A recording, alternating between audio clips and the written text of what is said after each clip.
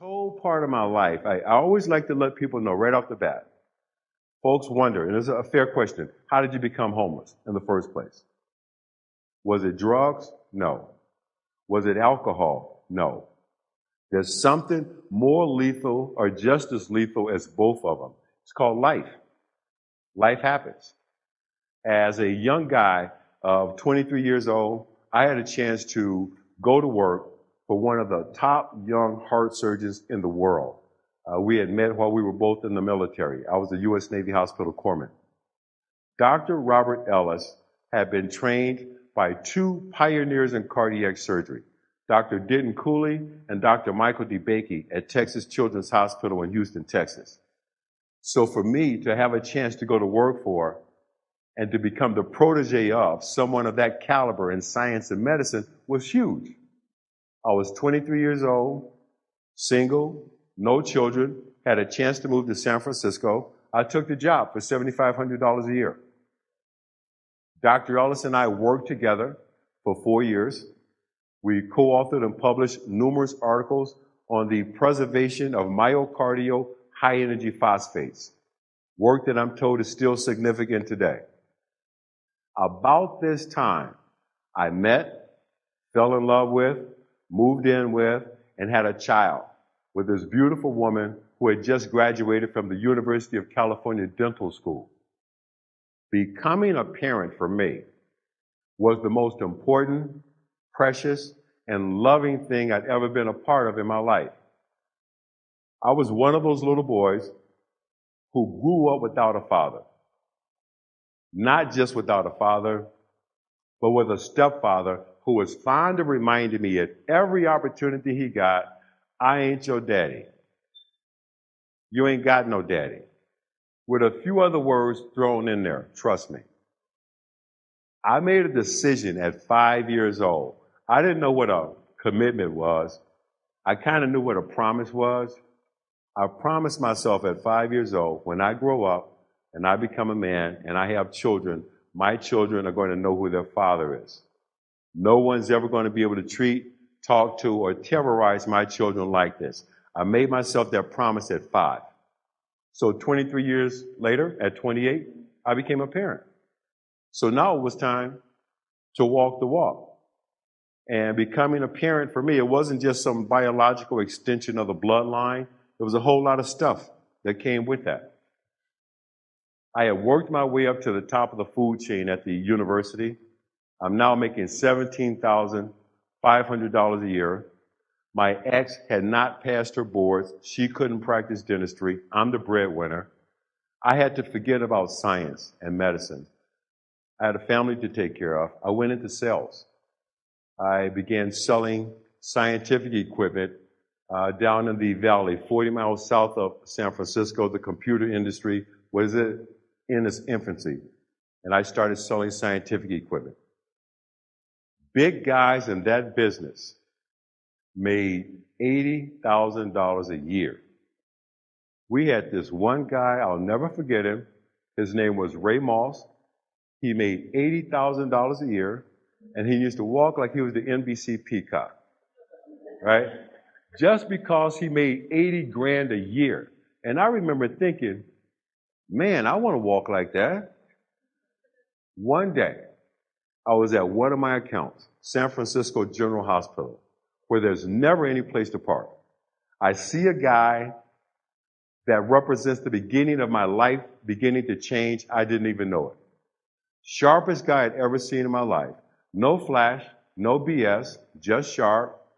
And he was driving this gorgeous red Ferrari. He's looking for some place to park. I go over and I say to him, you know what? I'm coming out. You can have my parking place, but I got to ask you 2 questions. The 2 questions were, what do you do? How do you do that?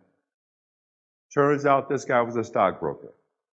And he was not just a stockbroker. He was one of the top institutional salespeople on Wall Street, and he was making $80,000 a month.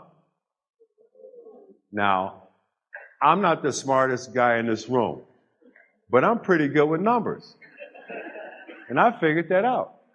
One guy was walking around like the NBC peacock. The other guy was rolling like a rock star. I knew what I wanted to do.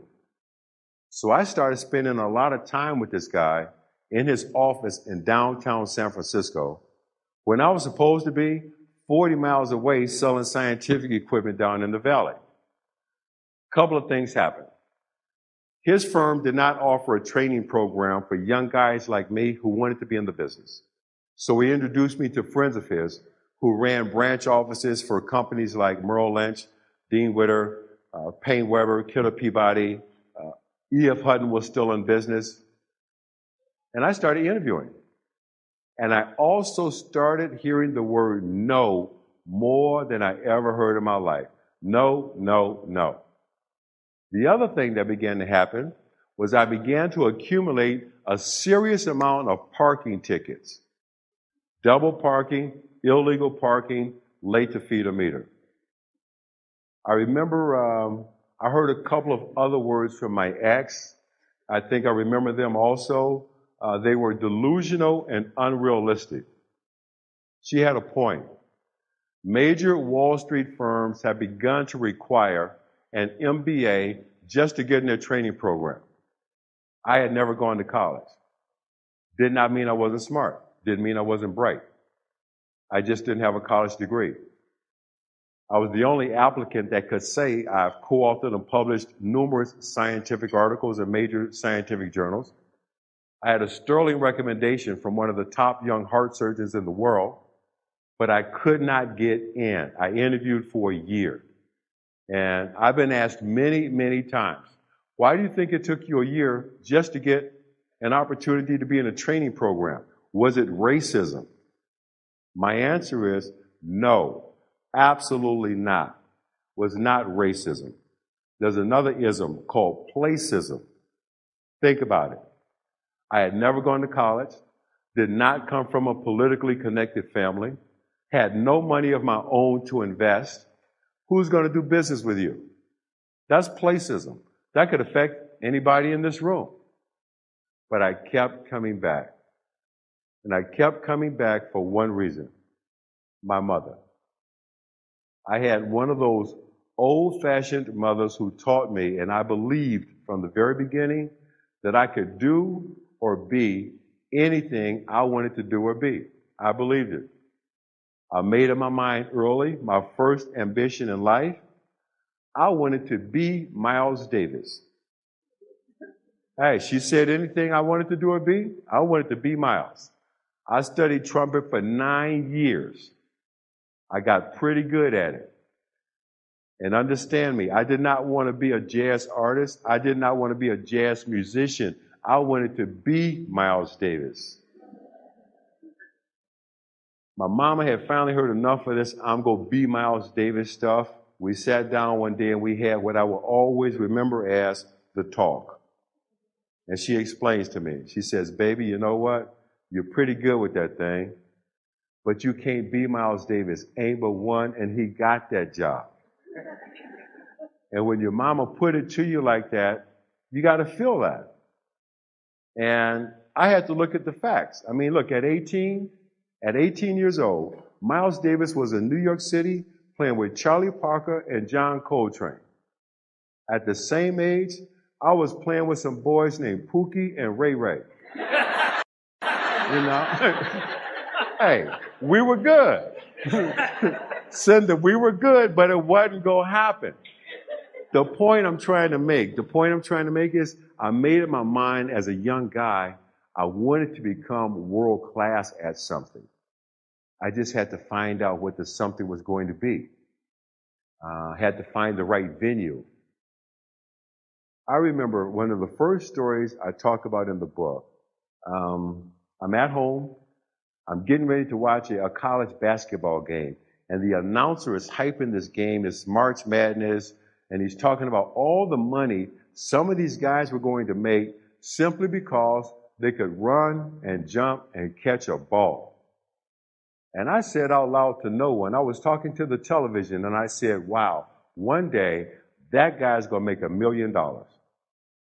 My mom, thank God, heard me say that. And she says, baby, you know what? If you want to, One day you can make $1 million. Until she said those words, it never entered my mind as a possibility. After she said them, it was just a matter of finding the right venue. And the first time I walked into a Wall Street trading room, I knew this is the place. This is the place Mama was telling me about. The ticker tape is rolling, the phones are ringing off the hook, people are screaming and shouting out orders, bodies are flying all over the place, tickets are getting stamped, and what looked like chaos to somebody else, I knew and I felt this is where it's supposed to be. So I kept coming back. I wore one branch manager down to the point that he says, Gardner, based on persistence alone, we're going to give you a shot. You be here on this day and this time, and we're going to let you in this training program, and we're going to see how you do. That's all I wanted. I'm getting my shot. I quit my job. I'll admit I was a little cavalier about it. As a sales rep for a scientific company, I had this big box of stuff I had to carry everywhere I went, free giveaways for our customers, Petri dishes, tissue slides, latex gloves, stuff with our logo on it, right? And in the book, my old boss, he will tell a different story. He will say, I threw the box at him. That is not true. I will compromise and say, it fell abruptly. Okay? And I said, I'm out of here. I quit. I'm going to Wall Street. I went home and I let my ex know, you know what? You said I couldn't do it. But guess what? I'm going to Wall Street. And I quit my job. I was pretty pumped up about it, all the way up to the point that I showed up on the appointed day and time only to find out the guy who had made me the promise had been fired the previous Friday. Now, y'all heard me say I quit my job. Somebody in here knows what that means. That means no unemployment, no cash flow. And worse than that, now I got to go home and tell this woman I don't have a job. Let me tell y'all something. If you don't remember anything else I say here today, write this down. Unemployment will not help your relationship. Somebody know what I'm talking about. Write it down. Trust me, she hadn't passed her boards. We're a young family. We got a baby. I'm the breadwinner, and I've quit my job thinking I had an opportunity to go to Wall Street. A tense situation got tense, more tense. And I still had one shot left at the street. But before I could play it all the way out, I still had to take care of my family. I did everything legal that I could to take care of my family and still pursue this one last shot at Wall Street. That meant I cut grass, hauled rubbish, cleaned basements. I learned roofing. I learned painting. I did everything that I could do legally to take care of my family and still pursue this last shot at the street. Things were tense at home, to put it mildly. I had an experience, talk about it openly in the book. Probably never happened to nobody in this room but me. I had one of those arguments with my ex that only ended because we both fell asleep. We woke up in the morning, everybody's feet hit the floor, and guess what? We went at it again. The neighbors don't know what's going to happen, what could happen. They called the police. The police come. They want to make sure everything's fine. They take her over here, calm her down, take me outside, calm me down. And my friendly Berkeley police officer, doing his job, says, do you mind if I search your car? No problem. Go ahead. Search the car. Nothing there. Then again, doing his job, says, well, let me just run this license plate through a computer. That was it. I had $1,200 in unpaid parking tickets that I had begun to accumulate with interest and penalties a year earlier interviewing downtown San Francisco. Now, fair question, you can say, well, why didn't you pay the tickets? You know you had them. True. But the position I was now in, having to cut grass to put food on the table, I did probably what every man in this room would have done. Every dollar that came in the house, I could have paid the rent or I could have paid the tickets. I paid the rent. I was taken to jail. First, last, only time in my life taken to jail for parking tickets. Anybody ever see that movie, Stir Crazy, with Richard Pryor and Gene Wilder? Y'all remember that? Remember that scene where they went to jail? Man, I'm glad I saw it. I had no point of reference, nothing. Put me in a jail cell with a murderer, a rapist, and an arsonist. Now I'm in here on parking tickets. First thing you learn in jail, Ken, first thing I learned, everybody's got to tell their little jailhouse story. The first thing I learned, according to the inmates, nobody in there did it. It's all a setup or circumstantial evidence. They asked me, why are you in here? I told them, I'm in it for attempted murder and I will try it again. That's right. Hey, man, Sally, I wasn't going to say I'm in here on no parking tickets, all right?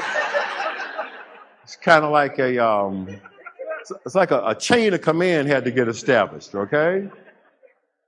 And to show you how a bad day can get worse, all of this happens on a Friday. Somebody knows what that means. No court until Monday, and we can't hold you in this friendly little downtown Berkeley jail. We need that for our regular weekend customers. I was sent to a place called Santa Rita State Penitentiary, where the most notorious inmate had chopped 23 people to death with an axe. And I'm up here on parking tickets. 10 days. 10 days. And let me tell y'all something else. I know somebody's sitting out there thinking about it. You know what? If you got some parking tickets, you need to get up and walk out of here right now. Kid, I know they're thinking about it. It could be you. And all I could think about for 10 days, is where's my little boy? This was the first time we had been separated. And I don't know if you've ever been forcefully separated from your child. If you've never had the experience, I'll pray that you never do. All I could think about for 10 days is, does my little boy know I didn't leave him like my father left me? Does my little boy know I can't be there because of these circumstances and conditions? What's my ex say where my little boy looks at her and says, where's Papa? That's all I could think about for 10 days. And I had to put that out of my mind because I had a more immediate problem. My last interview on Wall Street, my last shot, turns out was set up a day before I was to be released from prison. And to show you how the hand of God has worked in my life, there was a telephone and there was a guard. And I said to the guard, you know what? I've got one opportunity left to work on Wall Street, but I got to reschedule this one appointment. Will you please dial this number for me?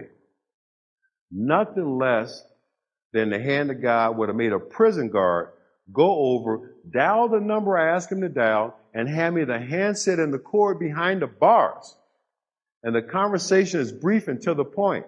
Mr. Costello, hey, look, it's Chris Gardner, and something has come up. I wasn't going to say I'm in jail. Something's come up. I need to reschedule the appointment. Can I see you the day after tomorrow? Fine, done. Set it up 6:30 in the morning. Set it up at 6:30 in the morning for one reason. I knew something. You ever know something in your gut? Nobody's got to tell you. You just know it.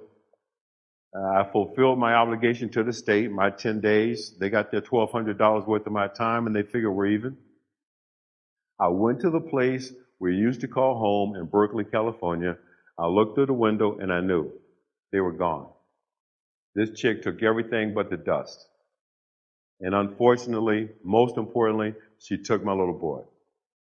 We had entered that unfortunate space where sometimes adults start acting like children.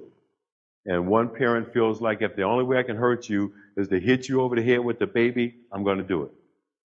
I put it out of my mind, and I went on this job interview wearing clothes I had worn in prison for the previous 10 days. Now, in the film, when you saw it or when you do see it, you'll see, remember Will Smith showed up with the blue jeans and the paint all over them? I wasn't just wearing blue jeans, I was wearing bell-bottom blue jeans. Hey, it was the 80s, we all had them. I was wearing bell-bottom blue jeans, Adidas sneakers, my work shoes with paint sprinkles all over them, and a members-only jacket. I had a red one. I was the last member. I had a big... I showed up at Mr. Costello's front door, and he said exactly what I would have said to anyone who showed up at my front door at 6:30 in the morning dressed like that. Deliveries in the rear. I would have said the same thing. But I come right back at him. I explain, Mr. Costello, I'm Chris Gardner. Today's the biggest day of my business career. I must admit, I'm underdressed for the occasion. Yeah, you got that right. What happened? I could not think of a lie bizarre enough. I told the truth. It was the best thing in the world I could have done. Unfortunately, Mr. Costello had been married and divorced 3 times. He started telling me stories about his ex-wives. That second one, I don't know why he ever got married again. He told me some stuff about her, man. He went on like that for 20 minutes, and out of nowhere he says, you'll be here tomorrow, I'll walk you in the training room. Boom, getting my shot. That's all I wanted. I'm hired. $1,000 a month gross. I moved into a boarding house, 3 meals a day and a room. That's all I could afford. I show up on Wall Street my first day, I had to borrow clothes. I show up in a suit, 2 sizes too big, shoes, 1 size too small. That's called a long day. Did not matter, I'm getting my shot. As a trainee in this business, you start at the bottom, you do what the brokers do not want to do or feel is beneath them, which is cold call. 200 phone calls a day. I turn myself into a calling machine. I don't know if you guys in the back can see, but in the front, you see how this one finger is cockeyed? That's my calling finger. Ken, I still use it today. Is that right? 200 times a day. And at night, study, study, study. No one had to tell me I'm only going to get 1 shot at this test. That's all I wanted. This goes on for months. I passed my exam, highest score in the class, big deal, my reward. I get to come back the next day and make 200 phone calls. A few months later, 1 in the morning, there's a knock on the door, and it's my ex. And she doesn't want the baby anymore. The exact words were, it's your turn. And just like that, that's how we became homeless. That's what I meant when I said life happens. The boarding house did not allow children. My son and I were instantly evicted. We joined a class of people invisible even among homeless people, working homeless people. It is estimated that 12% of all the homeless people in this country have jobs and go to work every day. In some communities, that number is as high as 30%. And I'm not talking about the guys outside with the cups. Working families, homeless. My son and I did the only thing we could do. We moved into a series of hotels. And I did put a special emphasis on that first syllable for a reason. Y'all know what I'm talking about. Hey, it is what it is. $25 a day in a color TV. Do the math. You're making $1,000 a month gross. And that man wants his $25 a day cash every day, Saturday and Sunday. It would not work. We moved downstream. $10 a day in a black and white TV. Imagine who's living next door to you and your baby at $10 a day. It won't work. Thank God there's a place called Glide Memorial Church and a man named Reverend Cecil Williams in San Francisco, California. My son and I began to go to church numerous times through the week, food for the soul. And just as importantly, food. In the basement of this church is something called Mo's Kitchen, where they serve 1 million meals a year to people who are in need. My son and I were in need. We ate more than our share, especially my son. Some of y'all know my son. Christopher today is 6 feet 9 inches tall, weighs 285 pounds. That all started in the basement of that church. I tell the Reverend every time I see him, you need to let folk know what could happen to their kids. He would see me and this baby standing in the food line. He let me know later. He served that community now for 42 years. He had never seen a man and a baby standing in the food line. And he'd always come over to me and say the same thing. What you doing with that baby? It's my baby. Well, what you gonna do with it? I'm gonna keep it. I have been asked many, many times, why didn't you give the baby to your mother? Well, you know what? That was not my mother's baby. That was my baby.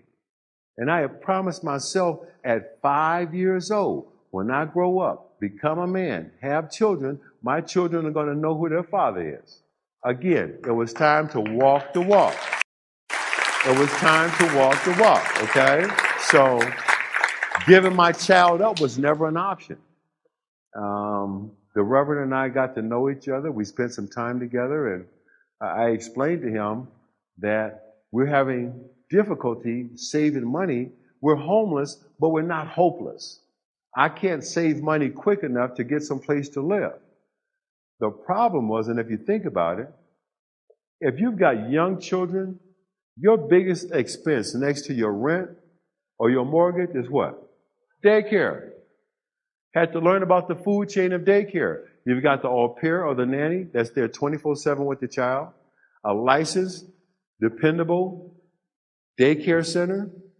You got a dependable babysitter, maybe a family member you can count on. At the bottom of that food chain is something called a woman who keeps kids. Hey, she's not licensed, she's not registered, but she provided a service that allowed people like me to go to work. The hardest two things I had to do every day for a year was, number one, leave my little boy with somebody I did not know and hope everything was okay. Now, in this film, you saw Jaden Smith. He played my son as a 5-year-old. They did that for the dialogue. My little boy was not even 2. And keep in mind, there's only so much a 2-year-old can tell you about what happened that day. I leave him. He screams. He cries bloody murder. He don't know it, but I'm screaming and crying on the inside. And all I can say is, I'll be back. Papa got to go to work. I'll be back. The second hardest thing I had to do every day was work in this business, a business I absolutely love. Be surrounded every day by wealth, capital, and investment opportunities. And the second the market closed, you got to figure out real quick, do I have enough money for us to eat and get a hotel room? Many nights I didn't. Until we got into the homeless shelter set up by the Reverend, the Concord Plaza Hotel. 2 blocks away from Neiman Marcus. 2 blocks away from Gucci in downtown San Francisco is one of the worst ghettos of the United States.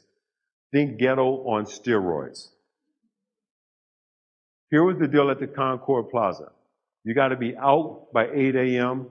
You cannot come in before 6 p.m. You are going to work or going to look for work. It is first come, first serve. When you leave the room, take everything in the room that's yours with you. There's no guarantee there will be a room for you when you come back. And if you leave it, your stuff won't be here. So every day for a year, you would see me, my son, his stroller, a duffel bag with all of his clothes in them, the biggest bag of Pampers in the world, a briefcase, my umbrella, one suit on my back, one suit in a hanging bag, and we hit it. Every day for a year. I had 2 suits, one blue and one gray. The joke around the office began, oh, that's Chris Gardner, he's reenacting the Civil War. Some days he's with the North, some days he's with the South. It's funny now. That shit wasn't funny there, man. Can I promise myself one day it's going to be different, right? Every day for a year. Working in a business, commission-only sales. All that running, you saw Will Smith doing that movie, the running was real. Having to make a decision every day. If I stay on this phone another 5 minutes, I can get this guy's account. I can earn this commission. But if I stay on this phone another 5 minutes, I'm going to miss the bus. If I miss the bus, I'm late to pick up my son from the babysitter. If I'm late to pick him up, that means I'm late to the shelter. If I'm late to the shelter, that means no more room. First come, first serve. Many days as a young guy trying to build a business, I had to stay on that phone. And that meant my son and I slept wherever we could, which included hotel lobbies, train stations, subway terminals, if the weather permitted, outside, in the park, airports. This was pre-9/11. The big airports, a lot of them were open 24 hours. There was nothing unusual about seeing a man, a baby, and a whole bunch of stuff. My one residual hang-up from this experience in my life is I got this thing about bags. You will rarely see me without a bag. I got a room in my house with nothing but bags in it. If you can tie a knot in it, if it doesn't have a hole in it, that's a good bag. Hey, it won't leave me. I know that. It was Oprah when we finally did her show. My son made my soul smile. She asked my son, what is the one thing that you remember about this time in your life? And what he said was the second most important thing he's ever said in his life.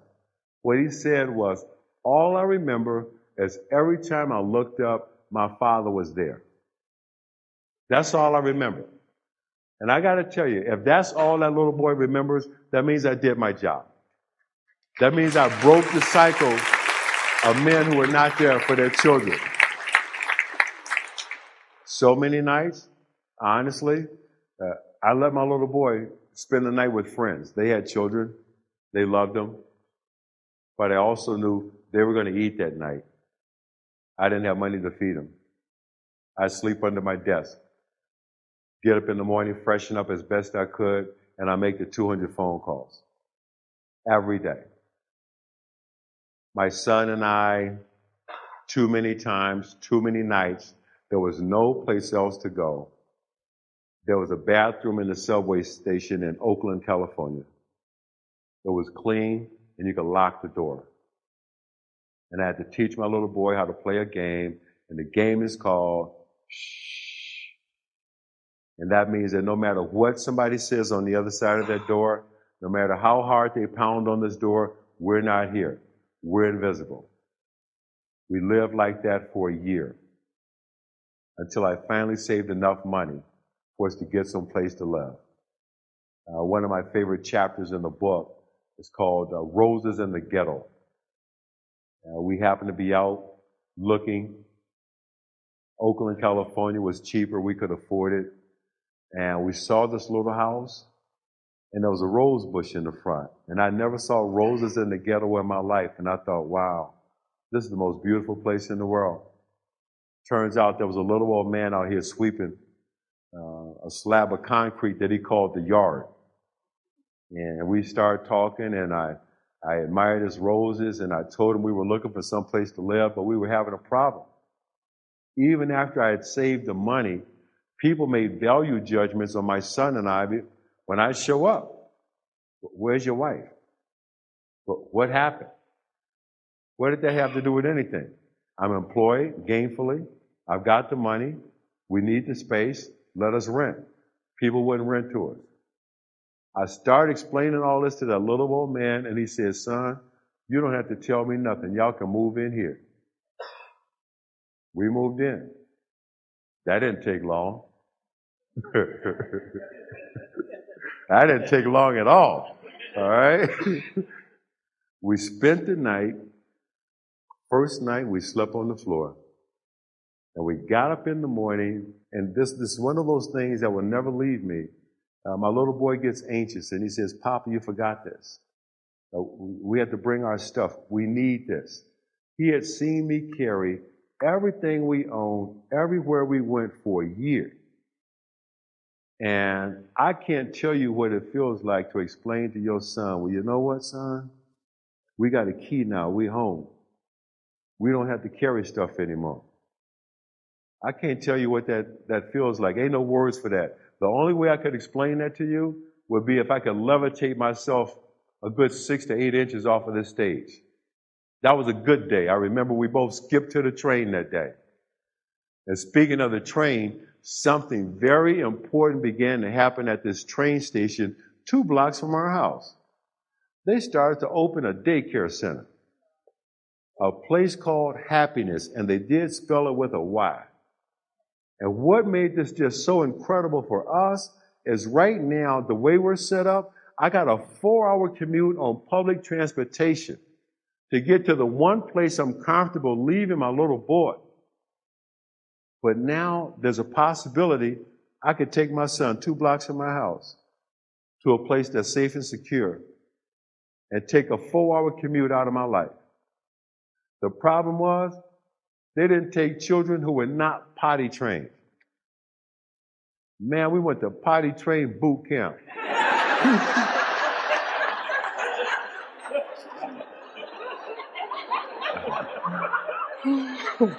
We sure did. Send us, and no, son, let's just sit here and talk a while. We're going to sit here till something happens. Think about that. You can take a 4-hour ride on a bus and a train out of your life. Yeah, we studied potty training. As we were set up now, we didn't get home to 8:30 or 9 o'clock at night. And the ladies of the evening in my old neighborhood in Oakland, California, they would have begun their shifts. And for months, they saw me, this little boy in a stroller. They never saw a woman. They knew something's different here. No questions are asked. No information is given. But they knew something is different here. And they started trying to give my little boy candy. And I said, no, thank you. I didn't let him have sugar till he was 4 years old. Then they started giving him a $5 bill. And I will tell you, if it were not for those ladies of the evening giving that little boy that $5 bill, there were days I could not have fed him. So to this day, the ladies of the evening are all right with me. Hey, I don't do no business with them, okay? It ain't like that. But think about that for a second. We didn't have a term or words to call that at the time. You know what you could call that today? You could call that a random act of kindness. We don't know what the circumstances are. We see y'all struggling. We see y'all here every day. Here's $5. Go feed your baby. That made all the difference in the world. Friends began to come through for us. We get these phone calls. Hey, look, we got an extra bed out in the garage. Nobody's using it. Y'all come get it. You can have it. We got a card table in the basement. We don't play cards down there anymore. Come get it. Put it in the kitchen. That could be your kitchen set. Well, I just bought a whole bunch of new towels. Y'all come get these sheets and stuff. That's how we began to put our lives back together. We didn't have a car. My old neighborhood, there was something that community shopping carts, they had kind of been reappropriated, Kim, from the grocery store. They just be around in the neighborhood, right? And I told you today, my son is 6'9", 285. He was an even bigger baby. You see where my hands went? This dude was like the black baby Huey. Okay? I could not carry him, the dirty laundry, and the groceries, and my briefcase. So we would find this cart within 2 blocks of our house. And the joke between he and I is, that's our car. We'll just get the car and we'll come pick this stuff up. One day, we go out, we go 2 blocks, we cross the street to go to 3rd block, and we don't see the cart. My little boy stops dead in his tracks, looks me in the eye and says, "Papa, where'd you park the car?" He had no idea. He had no idea. That was the point. We're in the cart one day, we're rolling up the street, it starts to rain. We're both drenched. The little boy looks at me and says, "Papa, you think one day we can get a car with a top on it?" He had no idea. And that was the point. He did not need to know. In the movie, they did it very subtly. There were times you would see the little boy was eating, the father wasn't. He didn't need to know that was because that was all we could afford. The times that we were fortunate enough to get a meal and a hotel room, he did not need to know that I had just sold blood so we could. And I say he didn't need to know that for one reason. That's what parents do every day. A big part of the gig is going without so that your son or your daughter don't have to. Somebody did it for us, so now it was my turn. I kept learning the business. I kept growing. And I got to tell you, one day, you ever have a day you didn't need nothing else bad to happen? I got home one day only to find out the local utility couldn't wait another day to get that $19 I owed them and turn my lights off. And I had to give my little boy a bath by candlelight. And this was the first time I began to doubt myself. The first time I began to ask questions, how much longer can I do this? What's going to happen next? Where am I trying to get us to? And this little boy picks up on it, stands up in the bathtub, looks me in the eye, and says, "Papa, you know what? You a good papa."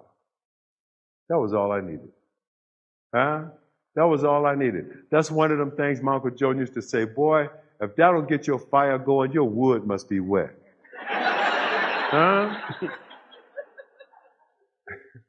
I tell young people every opportunity I get, if you ever want to mess your parents up, go up to them, put your arms around them, say thank you, and walk away.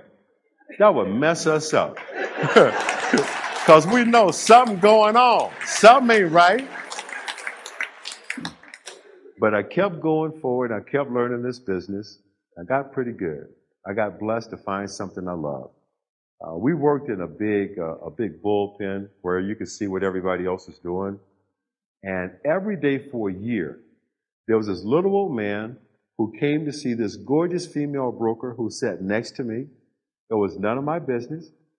And I'd sit there, watch, doing my phone calls. He's watching me. I'm sitting there with a blue suit and a gray suit making my 200 phone calls. And again, I thought it was a client coming to see his broker. Wrong. This little old man was the managing general partner for Bear Stearns in San Francisco, and he was coming to see his girlfriend. And he watched me for a year. And one day he gave me a business card sitting there. He says, "You don't belong here. Here's my card. Come see me." I go see him. He tells me the story of this place called Bear Stearns, which at this point in time was one of the most profitable private partnerships on the history of Wall Street. He tells me how the firm was built by entrepreneurs with a strong work ethic. And I've seen your work ethic, and I know if you come here, I'll make you a star. Then he asked me a question. I did not know what he was asking me. What do you need to be here? I figured it out. He was asking me my salary requirements. No one had ever asked me that before. I had been making it on $1,000 a month, gross. I said the biggest, most obscene number that would come out of my mouth. I need $5,000, done. $5,000 a month, 50% commissions guaranteed for a year. By the way, here's 1 month's advance. Go buy yourself some new clothes. I went out and bought my first 2 pinstripe suits. 1 blue, 1 gray.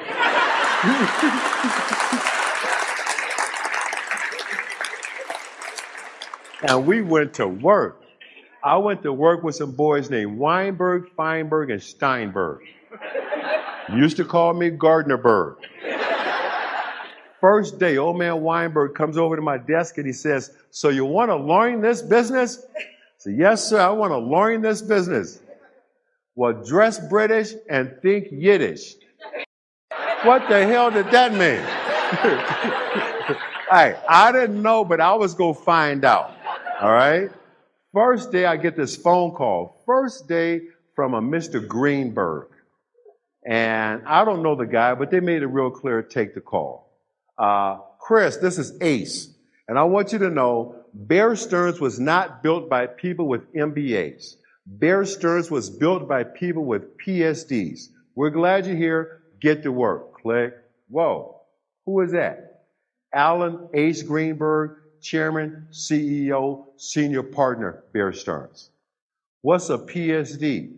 Poor, smart, with a deep desire to become wealthy. I have found the promised land.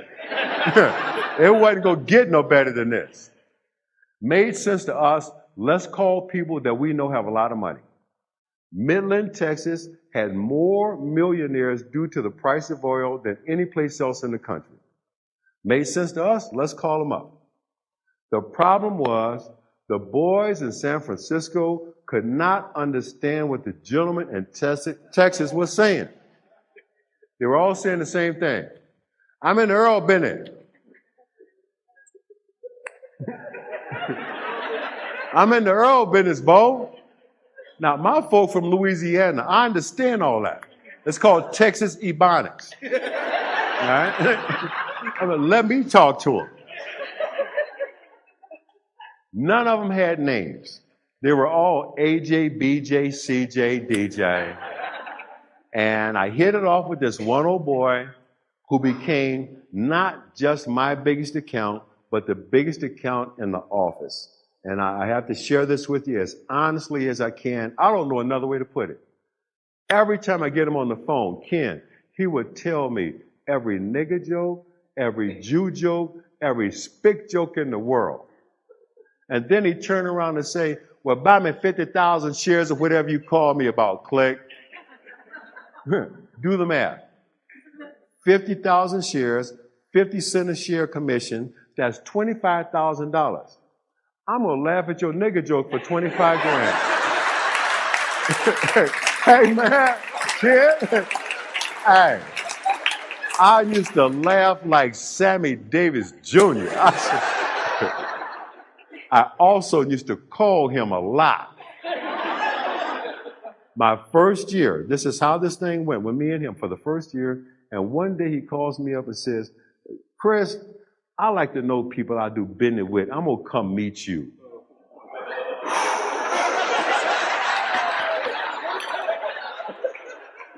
Hey, I mean, I had blown this cat off a couple of times. My little boy had a soccer game. I had to go out of town to a wedding, and I wasn't feeling too good. But you get to a point where you know, I got to deal with this. I got to handle this. So I said, "Fine, come on up." My old boss at Bear Stearns ran offices for Bear in Los Angeles, San Francisco, and Hong Kong simultaneously. He traveled a lot. He was out of town. And he had this big, beautiful office. I sure did. You know I did.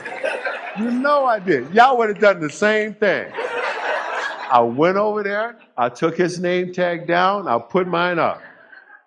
I took the picture of these cute little white kids. I put them in the drawer. I sent a friend of mine out to get the cowboy. He came in, I stuck out my hand, and you can see the blood just drain from his face. He's thinking about all them jokes he told me. Did not help that he was this tall. And getting ready for this meeting, I just kept saying the same thing. Chris, you got to keep the focus on performance, the added value you've created in this portfolio, and the money you made for this guy. And I kept saying over and over and over, it's not a black thing, it's not a white thing, it's a green thing. And I kept saying it to myself over and over and over to the point that it came out of my mouth in the meeting. And the guy looks at me and says, you know what? You're right. He closed the accounts he had at Goldman Sachs, Morgan Stanley, and Solomon Brothers. I did all his business till the day he died, and he stopped telling me them damn nigger jokes. Okay? Okay? Then he started telling me knock-knock jokes. Let me put all this in perspective, if I can. I mean, you guys got other things to do, and you were kind to have me. Wow. This movie, who knew? 300 million people around the world saw The Pursuit of Happyness. February 9th was my birthday. February 10th, Pursuit of Happyness became the #1 film in the world. February 11th, I got a birthday present from Will and Jada Smith. We've all heard that old thing about the best presents come in small packages. Hey, trust me, the best presents come in Federal Express envelopes. Trust me on that. I haven't even cashed the check. I keep looking at it saying the same thing. Damn. The book, 25 weeks on the New York Times bestsellers list, 9 weeks at #1, translated into 8 languages and made bestsellers list in 5 countries. Who knew? One person knew. And that was Dr. Maya Angelou when she told me, boy, this ain't even about you. This is about every father who ever had to be a mother, every mother who ever had to be a father, and everybody who ever had a dream and wouldn't quit. It ain't even about you. And when Maya Angelou puts something to you like that, there's only one thing you say. Yes, ma'am. Yes, ma'am. Real clear on that. Real clear. Movie great, books great, business great, but the most important thing I've ever done in my life, and I know I will ever do, is break the cycle of men who are not there for their children. That is the most important thing I've ever done or will ever do in my life. There's no doubt in my mind. Because I broke the cycle here, because I've raised a young man who at 26 years old was finally getting it, the most important thing about being a man is being responsible. And because I've raised a young woman who understands how a man should treat her, respect her, and deal with her, I'm going to have influence on generations of my offspring that I probably will never meet. I'm probably not going to be here to see my great-grandchildren. But because I broke the cycle here, I'm going to have influence on these folks, and this is going to be not just important to me and my family. This will be the most important thing I've ever done for my community, my country, and the world. And the last thing I'm going to say up here is this. After you sell $350 million worth of tickets to a film, you create something called a franchise. There will be a sequel, and I will see y'all at the movies. Thank you. Thank you guys for having me here. God bless you. Thank you so much. IEA, thank you.